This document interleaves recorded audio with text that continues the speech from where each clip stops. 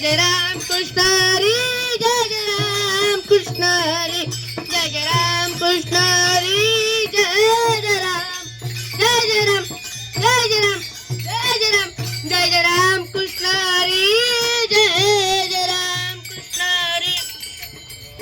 अलंकापुरी पुण्यभूमी पवित्र, तेथे नांदतो ज्ञान राजा सुपात्र. तया टविता महापुण्य राशी, नमस्कार माझा श्री गुरु ज्ञानेश्वरासी. कुंडलिका वरदे हरी विठ्ठल, श्री ज्ञानदेव तुकाराम. पंढरीनाथ भगवान की जय, माऊली ज्ञानेश्वर महाराज की जय. जगद्गुरु संत तुकाराम महाराज की जय. सद्गुरु जोग महाराज की जय. हर हर महादेव. आईराचा उधो उधो, बोला अंबे मात की जय. विठ्ठल विठोबा रखुमाई, विठोबा रखुमाई, विठोबा रखुमाई, विठोबा रखुमाई, विठ्ठल. आई तुळजाभवानी या अख्ख्या महाराष्ट्राची कुल स्वामिनी म्हणजे आमची जगदंबे आई तुळजाभवानी माते यांच्या चरणी आहे आळंदीच्या बाल संतांचं कीर्तन. या देवीच्या कृपे, या जगदंबे, या 18 भुजाई देवीच्या कृपेने माझं कीर्तन या शेवटू सोसायटीत ठेवलं गेलं सिद्धेश्वर महादेवाच्या कृपेने.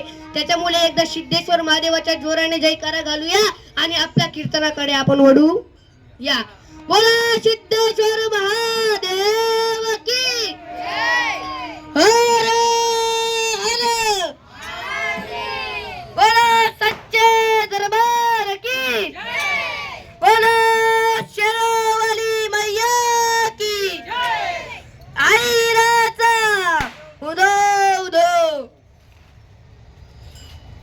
या असं सुंदर अशा प्रकारे आमचे नियोजन करणारे अक्षय मामा झाले, बंटी मामा झाले आणि अजून सागर मामा झाले, समाधान मामा झाले. म्हणजे सगळेच आमचे निवेदन करणारे सार्वजनिक ज्यांनी दुर्गा माता बसवली.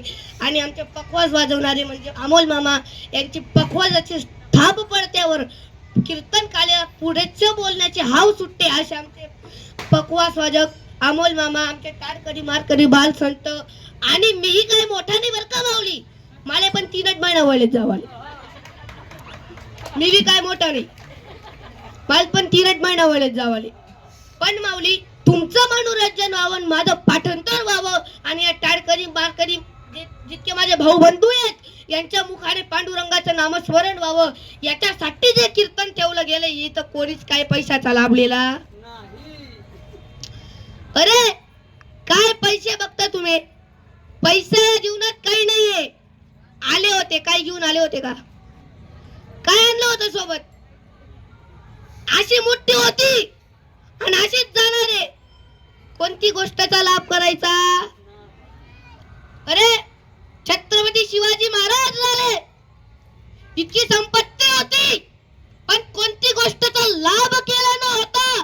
त्याच्यामुळे 400 वर्ष झाले तरी पण त्या छत्रपती राजाचा अख्ख्या महाराष्ट्रातच नाही तर अख्ख्या भारतात नाव गाजत आहे. का त्याने पुण्याई तशी केली होती आणि त्या छत्रपती राजाची पुण्याई जाऊ द्या तर त्या आई जिजाऊ मातेची पुण्याई तशी होती.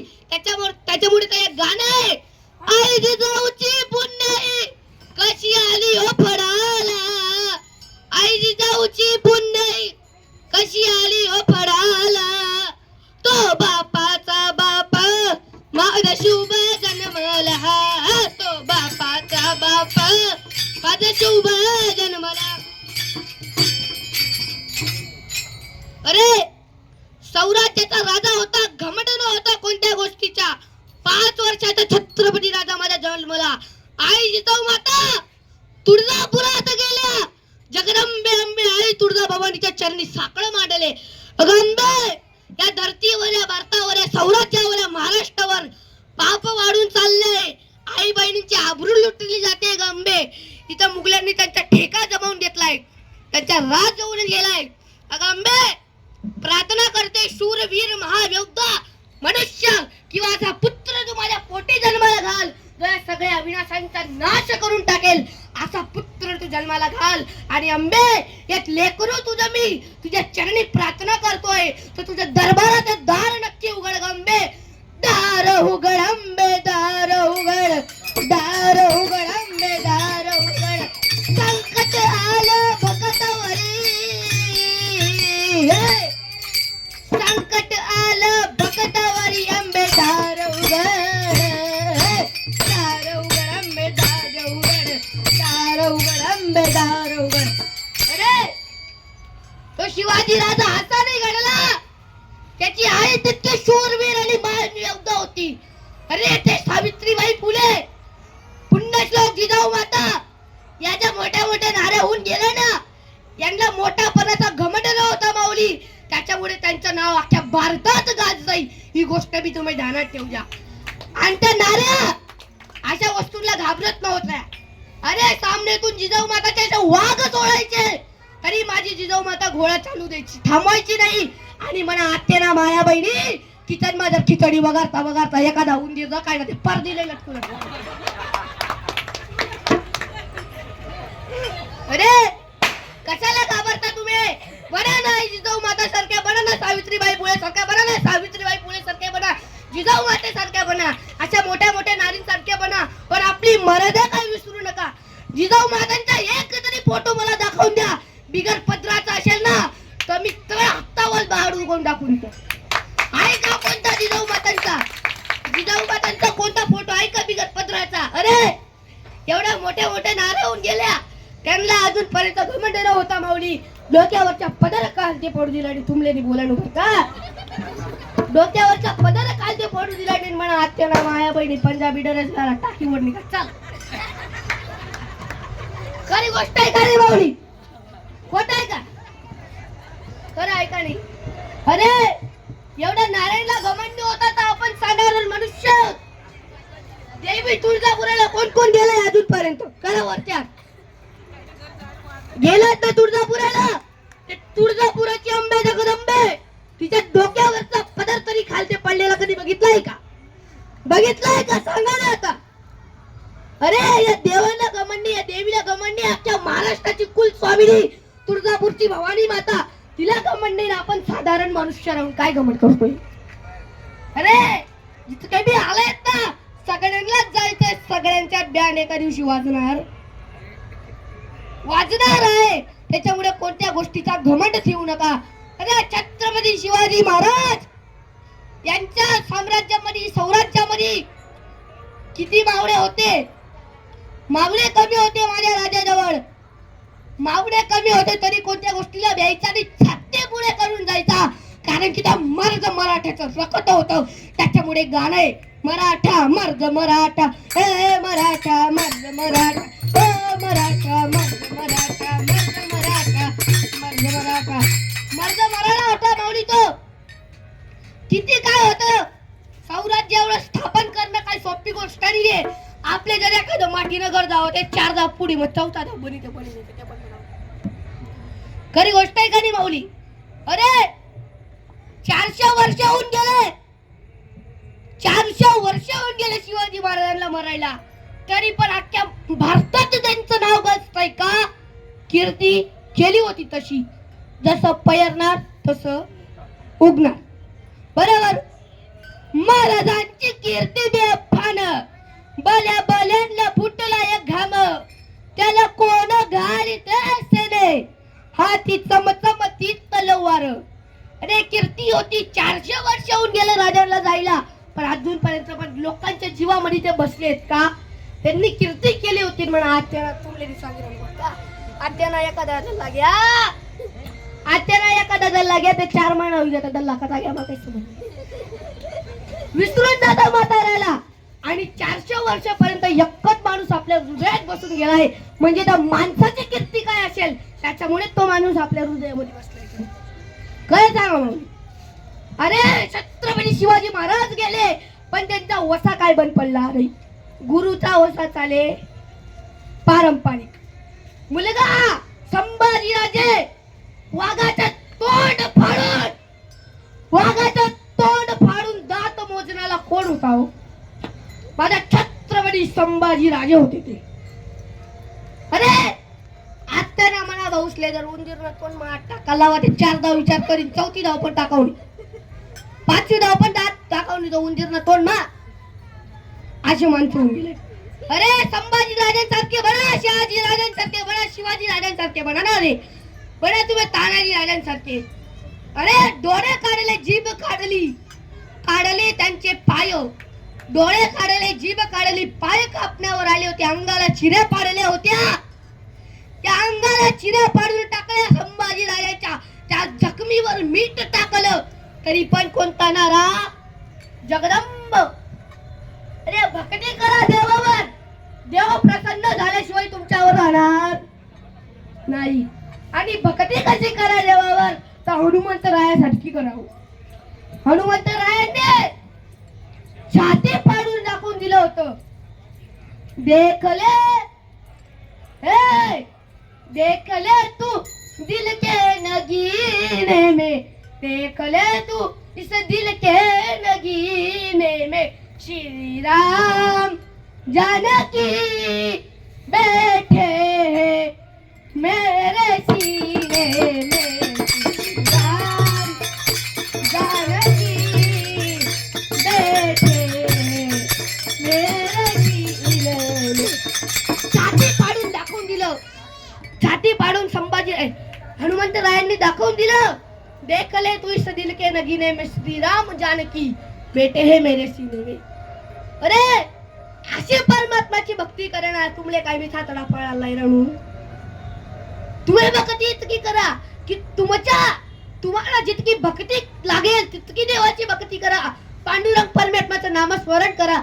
अरे लोक 3:30 वाजता, 5 वाजता, 4 वाजता उठून देवाचं नामस्मरण करता, पण करता तर देवाचं नामस्मरण कसं करता आता मी या दृष्टांतातून तुम्हाला सांगणार आहे. त्यात म्हातारा होता माऊली, रोज 3:30 वाजता उठायचा. किती वाजता उठायचा? ऐकून इराण होतं. 3:30 वाजता उठायचा. 3:30 वाजता म्हातारा उठायचा, रोज देवांची पूजा करायचा. देव सगळ्यांना आंघोळ घालायचं, सगळ्या देवांना आंघोळ घालून सगळ्या देवांना नीट देवारात रचायचा, देवघरात रचायचा, पूजा करायचा. आणि आली आषाढी एकादशीची वारी. काय आली? वारी आली आषाढी एकादशीची. म्हाताऱ्याने सांगितलं, बाळा अजूनपर्यंत तुझ्याकडून काय मागितलं नाही, पण आता एकच गोष्ट तुझ्याकडून मी मागतोय. मी 1 महिन्यासाठी आषाढी एकादशीच्या वारीला चाललोय, तर बाळा 1 महिन्यासाठी तू देवपूजा कर म्हणे तितकी. म्हणे हो बाबा म्हणे मी नाहीच करणार म्हणे, कितीही सांगा म्हणे. शेवट मध्ये मुलगा म्हणला, शेवट मुलगा म्हणून गेला. शेवट मध्ये मुलगा म्हणला, सगळ्यांनी सांगितलं कर बाळा कर बाळा. मुलगाने देवपूजा करायचं चालू केलं. 3:30 वाजता उठला. आईने सगळे देवारातले काढले आणि मुलाच्या हातात दिले. मुलांनी ते देव लाल कापड्यात गुंडवले आणि विहिरीवर घेऊन चालला. रे बाळा, आई बोलू लागली, बाळा ये देव तू विहिरीवर कशाला घेऊन चालला? आई हे देव मी विहिरीवर कशाला घेऊन चाललोय? इतके 32 देव आहेत आणि 32 देवांना आंघोळी घालायला किती पाणी लागून जाणार? तू तुझा तो विचार कराय. त्याच्यामुळे ते देव मी सगळे विहिरीवर कुठे घेऊन चाललो? विहिरीवर घेऊन चाललो. विहिरीवर घेऊन चालला तो मुलगा. देव घेऊन गेला विहिरीवर. मस्त देव तिथे आंघोळ घातली देवांची आणि 10 देव त्यांनी उचलले आणि पाण्यामध्ये सोडले. ते देव पाण्यामध्ये टाकले आणि घरी येऊन आई देव मोजते, बाळा याच्यातले 10 देव कुठे गेले रे? त्याच्यातले 10 देव कमी आहेत. तेव्हा तो मुलगा बोलतो, आई मी जेव्हा देवांची आंघोळ घालत होतो ना, तेव्हा त्यातले 10 देवांनी नदीत विहिरीत उडी टाकून दिली आई. जितक्यात ती आईने त्या मुलाच्या कानाखालती वाढली. अरे देव कस काय उडी टाकू शकता रे बाळा? तेव्हा तो मुलगा संतावर येऊन रागीट होऊन सासूच्या घरी निघाला. सोप्पं याद केला पोलीस आता दही तर नाही तर कटे जावं डायरेक्ट सासरवाडी. सासरवाडीला गेला मुलगा. सासू परत पडत आली, पूजाचं ताट घेतलं, जवायला हळदी कुंकू, जवायच्या गळ्यात माळ टाकली. माझे जावाई बाप्पू आले. जावाई बाप्पू बोलणार, सासू एवढा 6 वर्ष होईल घेत आम्हाला लगीन, अजूनपर्यंत काय एवढी खातिरदारी काय करेल नाही म्हणे. एवढी खातिरदारी केली म्हणे माझी, आणि आज तुम्हाला अचानक काय झालं म्हणे, माझी इतकी खातिरदारी करतायत, इतकी सेवा करतायत. जावाई बाप्पू तुमले काय सांगू म्हणे, तुम्हाला काय सांगू म्हणे, तुमचे मामाजी 1 महिन्यासाठी पंढरपूरची आषाढी एकादशीच्या वारीला गेलेत. तर मला एकच चिंता पडली होती, रोज 3:30 वाजता रोज 3:30 वाजता उठून देवपूजा करणार तर करणार कोण, तटेंग सुटणार नाटक धरण कोण करणार 3:30 वाजता देवपूजा, हा विचारात पडली होती. पण माझे लाडके जावाई बापू येऊन लागले, तर रोज 3:30 वाजता जावाई बापू उठून काय करतील, पूजा. 3:30 वाजता जावाई बापू आले, उठले, सासूनी पाठ बीट सजवलं, शेजारी बोलली, अगं रोज तुझा पती पूजा करतो तेव्हा ते तुझ्या घरात एवढा कापराचा वास येत नाही, एवढा अगरबत्तीच्या धुपाचा वास येत नाही, आणि आज तुझ्या घरात असं कोण आलंय, तसे तितक्या कापुराचा आणि बटला मैगी वास येईल, या नेमकं कोण आहे बरे. तेव्हा ती बोलते, शेजारी माझे जावई आलेत म्हणे, माझे जावई आलेत म्हणे, त्याच्यामुळे मी थोडं टिपटाप करून ठेवलंय म्हणे. तून घरनी पूजा वहिनी का, तून जवळले मनगर जाळ म्हणे देवपूजा करायला, तून जवळले मनगर जाळ म्हणे देवपूजा करायला, तून घरनी देवपूजा वहिनी का, वत्तून महिला काय फसणू म्हणे. तिथून जवाई बापू उचलली बॅग, डायरेक्ट गेला विहिरीजवळ. विहिरीजवळ जवाई बापू गेला, आता मला जगायचंच नाही म्हणे, मी विहिरीमध्ये उडी टाकतो म्हणे. विहिरीमध्ये उडी टाकायला गेला जावाई बापू, तर तिथं तो विहिरीचा मालक आला.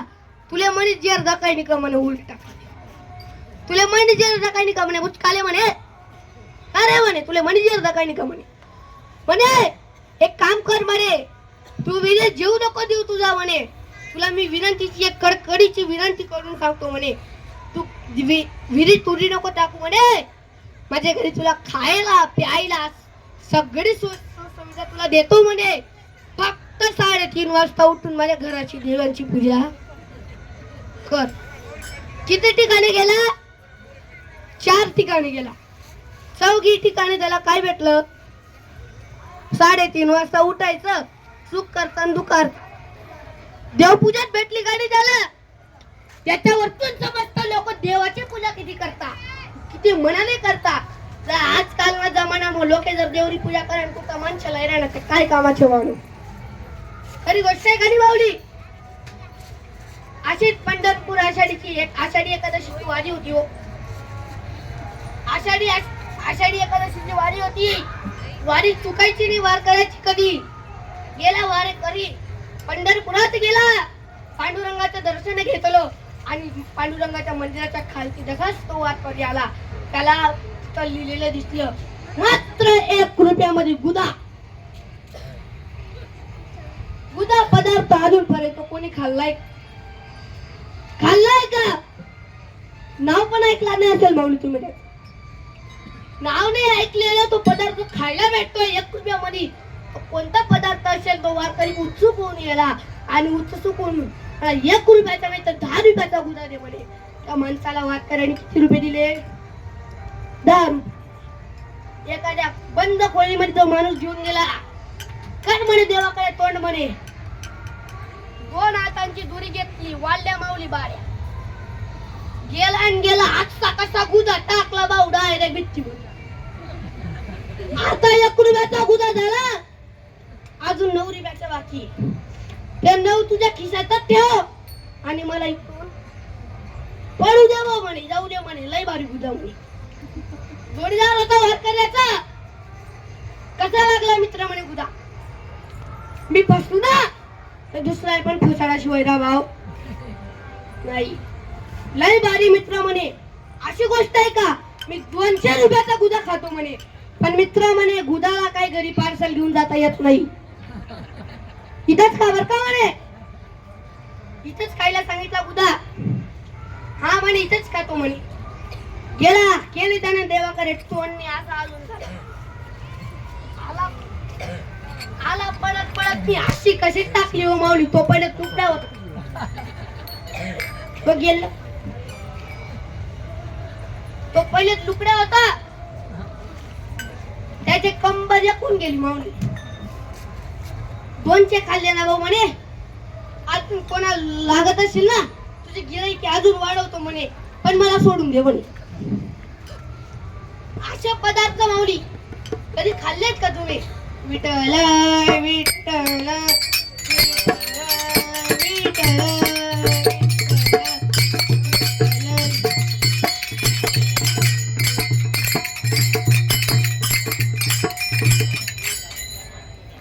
अरे अशा पदार्थ कधी खाल्ले नाही असतील माऊली. अशा पदार्थ आमच्या पंढरपुरात भेटता. तर चाललंय का कोणले पंढरपूर?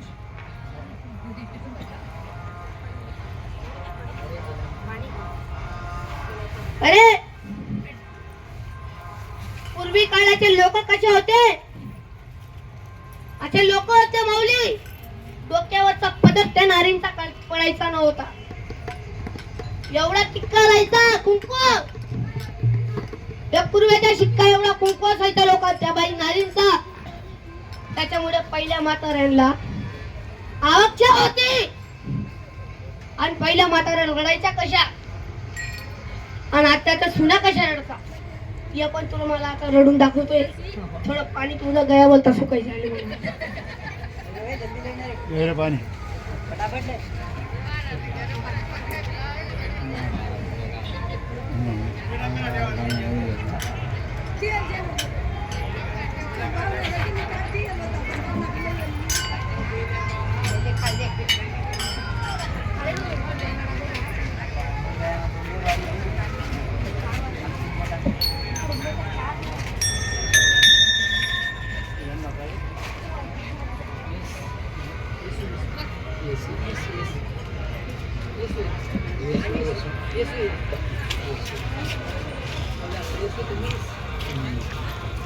तर इथं आपण आपल्या कीर्तनाला पूर्ण प्रकारे विराम देणार आहोत. आणि आपले टाळकरी मारकरी वारकरी यांचाही मी खूप चांगल्या प्रकारे आदर करतो. आणि आपल्या कीर्तनाला आपण विराम देणार. ज्ञानेश्वर मावली, ज्ञानेश्वर